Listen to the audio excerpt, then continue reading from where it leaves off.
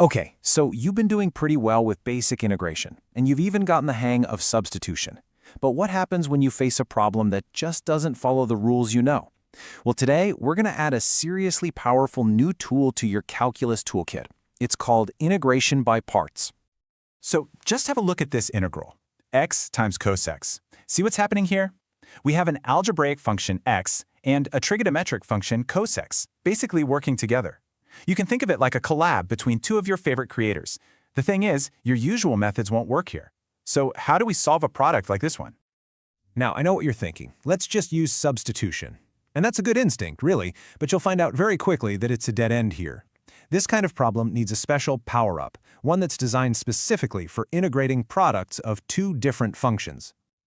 But wait, before we jump into the new method, let's just take a moment to understand exactly why substitution fails here. Trust me, once you see why the old tool doesn't work, the new one will make so much more sense. Look at the left side. Here, substitution is perfect. The derivative of the inside part, the x squared, is 2x, and what do you know? It's sitting right there on the outside. It's a perfect match. But now look at our problem on the right. The pieces just don't fit. The derivative of x is just 1. The derivative of cosine x is minus sine x. Neither of them helps us simplify the other function. They are just not related. But here's the cool part. This fancy new technique isn't actually new at all. It's built on something you've already mastered in differentiation. It's basically the product rule, but we're just using it in reverse. You definitely remember the product rule for derivatives, right?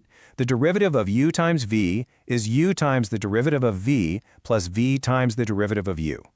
This simple rule is the foundation for everything we are about to do. So imagine you take that product rule, you integrate every single term, and then you just rearrange the equation a little bit. What you get is this powerful formula right here. This is integration by parts. It's not some magic spell, it's just the good old product rule, flipped around. So what's the game plan here? It's simple. We are making a strategic trade. We're swapping our difficult integral for a brand new one that is hopefully much easier to solve. It's all about making the problem simpler. Okay, so the biggest question is, how do you choose which part of your integral is u and which part is dv? This is the most important step.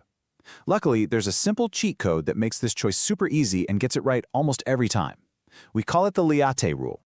Liate is basically a priority list for choosing your u. You look at the two functions in your integral, and you pick the one whose type appears first in this list. It stands for logarithmic, inverse trig, algebraic, trigonometric, and exponential. The whole point is that we want to choose a u that gets simpler when we differentiate it, and functions at the top of this list do exactly that. All right, enough of the theory. Let's get our hands dirty and actually solve the problem that we started with. We'll go through it step by step. Okay, let's break this down. In our problem, we have x, which is algebraic, and cos x, which is trigonometric. In our Liate rule, a comes before t. So simple, we choose u equals x. Everything else, which is cos x dx, becomes our dv. Now we just need two more pieces. We differentiate u to get du, which is just dx, and we integrate dv to get v. And the integral of cos x is sine x. Easy. Great, we have our four parts, u, v, du, and dv. Now we just have to plug them into the formula, uv minus the integral of v du. When we do that, we get x times sine x minus the integral of sine x dx. And look at that. This is why we did the trade. Our new integral, the integral of sine x, is super simple to solve. It's just minus cos x.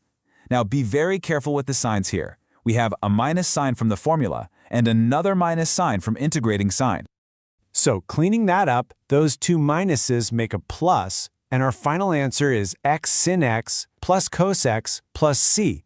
And that's it. You've just used integration by parts to solve a tricky problem. It's just a system that turns a complex integral into something you can easily manage.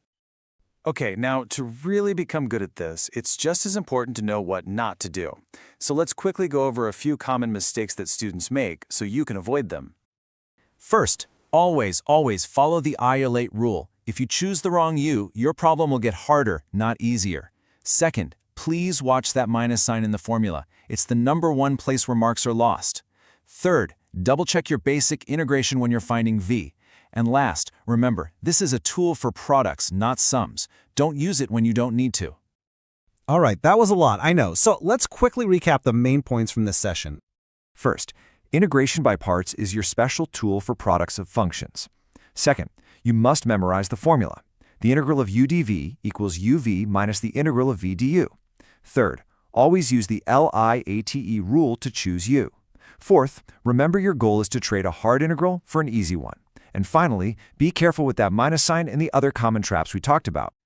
So, you've now unlocked a really powerful method in calculus. Just think about all the new function collabs you can solve now, things like x times e to the x, or even x squared times sine x. The secret now is just practice. Keep trying different problems and you'll master this in no time. You can do this.